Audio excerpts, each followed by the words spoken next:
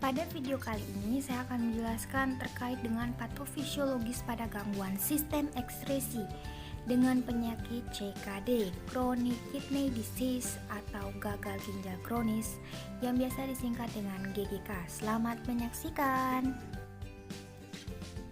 Berbicara mengenai GGK pasti ada faktor penyebabnya.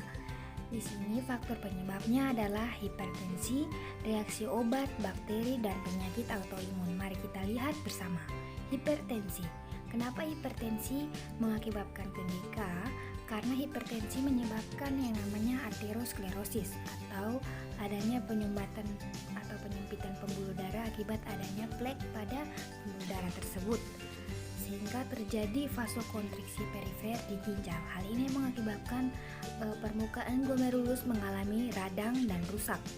Kemudian faktor pemicu lainnya adalah reaksi obat, bakteri, dan penyakit autoimun masuk ke ginjal dan menyerang glomerulus, salah satu alat filtrasi ginjal.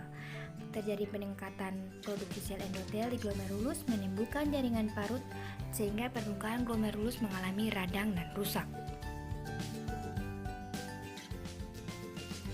Selanjutnya terjadi penurunan fungsi glomerulus. Dalam hal ini adalah proses filtrasi atau penyaringan. Maka terjadi infiltrasi darah, sisa metabolisme dan cairan pada glomerulus ginjal sehingga mempengaruhi laju glomerulus filtration rate, terjadi peningkatan permeabilitas kapiler glomerulus dan fungsi ginjal juga mengalami penurunan. Inilah yang memicu terjadinya CKD atau gagal ginjal kronis. Ketika seseorang didiagnosa dengan GGK, gagal ginjal kronis atau CKD, Chronic Kidney Disease, maka akan menimbulkan penyimpangan KDM.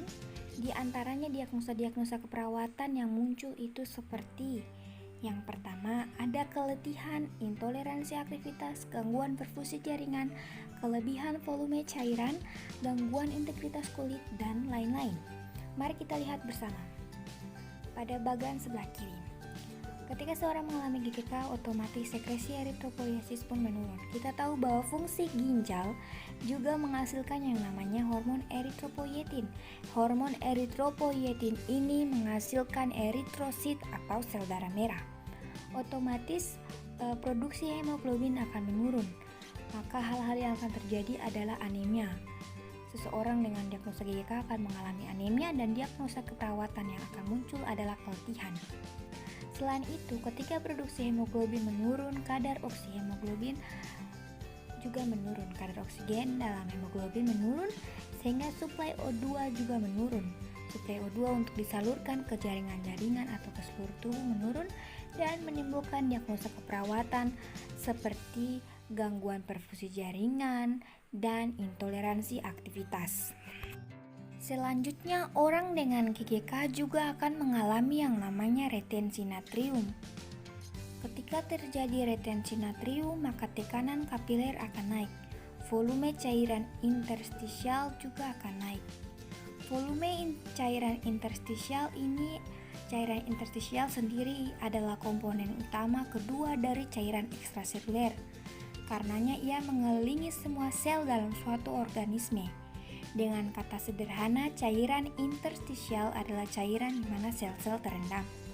Otomatis, ketika volume ini naik, maka akan terjadi edema atau pembekakan. Dan diagnosa keperawatan yang muncul adalah kelebihan volume cairan. Ini bisa terlihat pada pasien-pasien GGK itu pada bagian ekstremitasnya. Itu tampak pembengkakan atau udem di bagian kaki mereka. Pasien dengan GGK juga akan mengalami sekresi proteinnya terganggu. Hal ini mengakibatkan sindrom uremia, regulasi dan ekskresi tidak seimbang, sehingga menimbulkan ketidakseimbangan cairan asam basa dan darah. Hal inilah yang memicu gangguan-gangguan pada tubuh kita. Yang paling sering kita lihat, yang pertama kita lihat pada bagian ekstremitas. di mana terjadi retensi natrium, tekanan kapiler naik, volume interstisial naik. Dalam hal ini kelebihan cairan interstisial maka akan mengakibatkan udem atau edema yang biasa paling sering nampak terlihat pada bagian kaki dari pasien GGK. Dan diagnosa keperawatan yang muncul adalah kelebihan volume cairan. Pada sistem pencernaan, asam basa tidak seimbang maka mengakibatkan produksi asamnya naik. Inilah yang memicu seringkali pasien dengan GGK mengeluh asam lambung. Ketika pasien mengeluh asam lambung, kita bisa melihat atau ditandai dengan mual dan muntah, anoreksia atau gangguan makan. Dan diagnosa keperawatan yang muncul atau sering diambil yaitu ketidakseimbangan nutrisi, kurang dari kebutuhan tubuh. Ketika asam lambung naik juga mengakibatkan iritasi dan infeksi, terjadinya perdarahan, ditandai dengan hematemesis atau muntah darah karena perdarahan internal, karena ada iritasi dan infeksi tadi. Kemudian ada melena atau terdapatnya darah pada feses.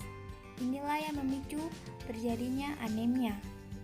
Dan diagnosa keperawatan yang muncul adalah keletihan. Kemudian pada sistem kardiovaskuler, di jantung, toksik ureum, peradangan perikardium, terjadi perikarditis, mengakibatkan hipertensi hipotensi atau heart failure. Kemudian pada paru-paru terjadi permeabilitas membran kapiler alveolar meningkat, sesak nafas dan pola nafas tidak efektif. Pada sistem integumen atau kulit, pasien dengan diagnosa medis GGK, kita bisa melihatnya pada bagian sistem integumen, dalam hal ini kulit mereka. Pada bagian kulit terdapat urokrom yang tertimbun di kulit. Urokrom merupakan pigmen urin. Hal inilah yang mengakibatkan perubahan warna kulit. Perubahan warna kulit yang berubah menjadi kuning keabu-abuan akibat timbunan urokrom tadi, akibat timbunan pigmen urin tadi. Maka diagnosa keperawatan yang muncul adalah gangguan citra tubuh. Selanjutnya terdapat perpuspatemia yang ditandai dengan pruritus atau rasa gatal yang bisa meliputi seluruh atau sebagian tubuh seseorang. Gatal dapat disertai dengan ruam. Maka diagnosa keperawatan yang muncul adalah gangguan integritas kulit.